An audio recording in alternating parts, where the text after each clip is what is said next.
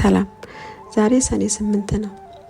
በታላቁ ጻድቅ በአቡነ ኪሮስ ምልጃና ጸሎት ወደ እግዚአብሔር የምንጮህበት ልዩ የመታሰቢያ ቀናቸው ነው። እኛ አባት ለእኛ ቤት የእግዚአብሔር ትልቅ ስጦታ ናቸው። በትውልድ ለውጥ በበረከትና በታምር ሕይወታችንን የባረኩ ታላቅ አባት ናቸው። በዕለተ ቀናቸው ቤታችን በደስታና በምስጋና ይሞላል። በቤታችን ሕፃናትም ተወልደውልናል። የጠበበን የከበደን የጨነቀን ነገሮች ሁሉ በእሳቸው ዕለት ተሳክተውልናል። እግዚአብሔር ይመስገን። የጻድቃን መታሰቢያ ለበረከት ነውና እኔም ገላቸውን አንብቤ ታምራቸውን በዓይኔ እንዳይ ፈጣሪ ረድቶኛል።